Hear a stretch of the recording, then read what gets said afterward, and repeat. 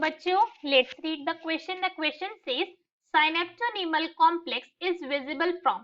साइनेप्टोनीमल complex कौन सी stage से कौन सी स्टेज के अंदर विजिबल होता है? क्वेश्चन के अंदर हमसे ये पूछा गया है. So now let's start the question. सबसे पहले हम क्वेश्चन को सॉल्व करने का की कॉन्सेप्ट देखेंगे.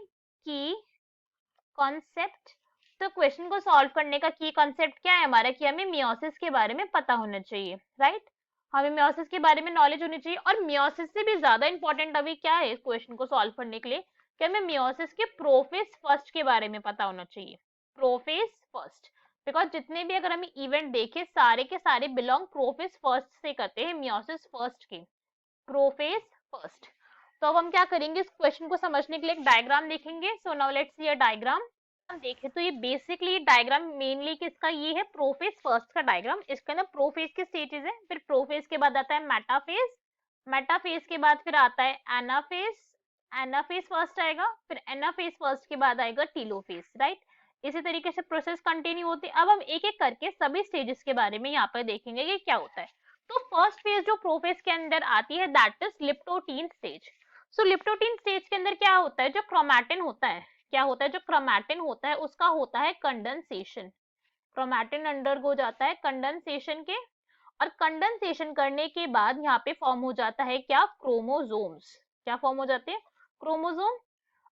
अब हम देख ही सकते हैं कि अब ये क्या है कि क्रोमोसोम लाइक स्ट्रक्चर की फॉर्मेशन हो गई है. अभी ये जो क्रोमैटिन है इसने कंडेंस करना स्टार्ट करा है, अभी पूरा हुआ नहीं है ये कंडेंस. बिकॉज हम देखें तो क्रोमोसोम एक्चुअली में ये है, ये तो क्रोमैटिन ही है. अभी भी कंडेंसेशन स्टार्ट हुई है बस इसकी, राइट? इसके बाद एंट्री होती है जाइगोटिन स्टेज के अंदर. जाइगोटिन स्टेज के अंदर क्या होता है, जो होमोलोगस क्रोमैटिन है, होमोलोगस क्रोमोसोम की हो जाती है पेयरिंग. क्या हो जाती है, होमोलोगस क्रोमोसोम की पेयरिंग. और हम इस पॉइंट को लिखे, pairing of homologous chromosomes, pairing of homologous chromosome. अब हम homologous chromosome से हमारा क्या मतलब है, कि हम कह रहे हैं कि homologous chromosome की pairing हो गई. तो इस पॉइंट से हमारा ये मतलब है कि वो क्रोमोसोम्स, ऐसे क्रोमोसोम जो स्ट्रक्चरली सिमिलर है, जिनका स्ट्रक्चर कैसा है, सिमिलर है, वो करेंगे आपस में पेयरिंग, राइट? अब अगर हम डायग्राम देखें तो हम क्लियरली ये पॉइंट समझ सकते हैं कि यहाँ पे जो दो बड़े बड़े क्रोमोसोम थे, जो लेंथ के अंदर बड़े क्रोमोसोम थे, red one and blue one, उन्होंने आपस में पेयर करा है. और जो छोटे छोटे क्रोमोसोम थे उन्होंने आपस में पेयर करा है, बिकॉज इन दोनों का साइज एक जैसा सा है, राइट? अब इसके बाद अगर हम एक और पॉइंट देखें, जब एक साथ आए तो यहाँ पे फॉर्मेशन हुई सिनेप्टोनिमल कॉम्प्लेक्स की फॉर्मेशन हुई, और ये भी स्टार्ट हुई है.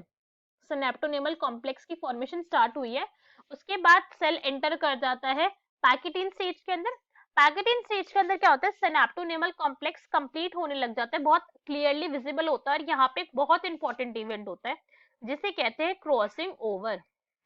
क्या होता है यहाँ पे, क्रॉसिंग ओवर इवेंट होता है. जेनेटिक मटेरियल का एक्सचेंज, जेनेटिक मटेरियल का एक्सचेंज होता है, मटेरियल एक्सचेंज.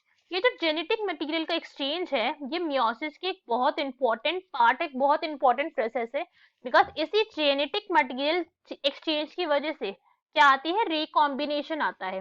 रिकॉम्बिनेशन की जो प्रोजेनी होती है और जो पेरेंट जनरेशन है, उन दोनों के अंदर होता है डिफरेंस, इसी की वजह से, बिकॉज रिकॉम्बिनेंट्स का फॉर्मेशन होता है यहाँ पे.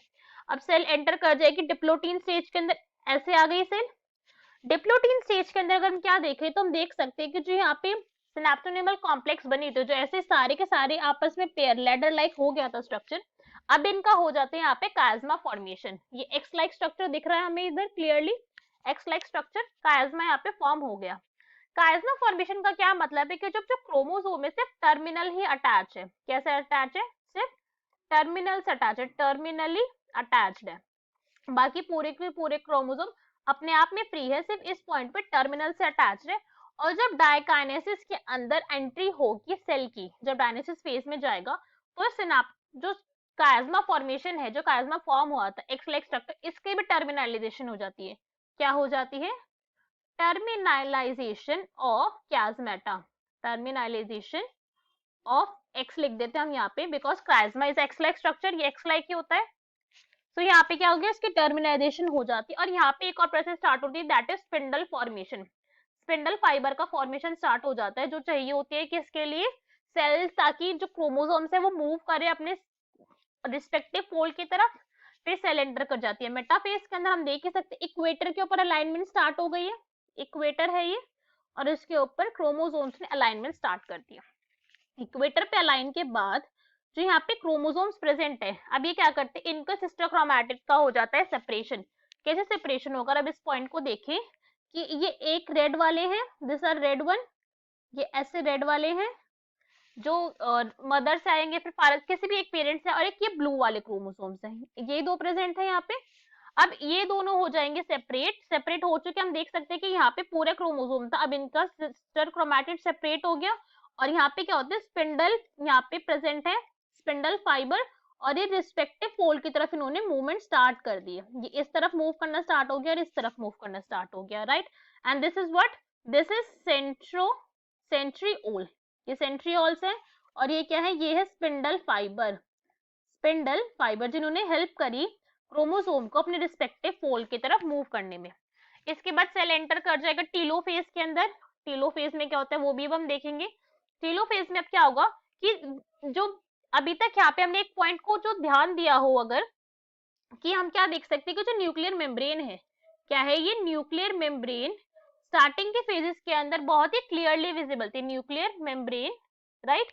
अर्ली फेज के अंदर, अर्ली प्रोफेज के अंदर leptotene, zygotene, pachytene, diplotene, diakinesis तक थी, धीरे धीरे धीरे करके क्या होगा, अब इस जो न्यूक्लियर मेम्ब्रेन है ये डिसअपियर होने लग जाती है इन स्टेजेस के अंदर, धीरे धीरे धीरे धीरे ये होने लग जाएगी डिसॉल्व, ऐसे करते करते बिल्कुल डिसॉल्व हो जाती है। और फिर टीलोफेज के अंदर इसका हो जाता है रीअपियर, ये फिर से वापस आ जाएगी, वापस से रीअपियर होगा, यहाँ पे फिर से क्रोमैटिन आ जाएगा, एक में रेड वाला आ जाएगा और एक में ब्लू वाला आ जाएगा, इसी तरीके से सेपरेशन हुआ था, इन सब के पास अपना अपना न्यूक्लियोलस भी वापस आ जाएगा और सेंट्रियोल भी प्रेजेंट होंगे। अब ये क्या है, बस सेल अंडर को जाएगी साइटोकाइनेसिस के, साइटोकाइनेसिस नहीं होगी बट यहाँ पे बिकॉज मियोसिस है ये, तो अब साइकिल जाएगी मियोसिस 2 के अंडर को, कहाँ जाएगी, मियोसिस 2 होगी। हम यहाँ पे अब इन जो 2 डॉटर सेल यहाँ पे फॉर्म होगी उससे 2 और बनेंगे, 4 सेल बन जाएगी। क्वेश्चन रीड करें तो क्वेश्चन के अंदर हमसे क्या पूछा गया कि साइनेप्टोनिमल कॉम्प्लेक्स कौन सी फेज तक विजिबल रहता है, visible from which phase two which phase. तो साइनेप्टोनिमल कहाँ फॉर्म हुआ था हमारे, इस पॉइंट को देखे तो ये रहा भाई साइनेप्टोनिमल कॉम्प्लेक्स, कहाँ पे बनना स्टार्ट हुआ था, ये स्टार्ट हुआ था जाइगोटीन स्टेज पे बनना, इसकी स्टार्टिंग हुई थी प्रीडोमिनेटली हमें देखा ये पैकेटीन स्टेज के अंदर, अच्छे से देखा बिल्कुल। और फिर क्या हुआ, डिप्लोटीन स्टेज के आते आते ये डिसॉल्व हो गया, सिर्फ चियाज्माटा फॉर्मेशन रह गए जहाँ पे सिर्फ क्रोमोसोम थे क्या टर्मिनली अटैच रह गए। तो हमारे करेक्ट आंसर क्या होगा, that is from zygotene to pachytene stage. So our option number C, zygote through packaging stage is our correct answer. Hope you understood it well.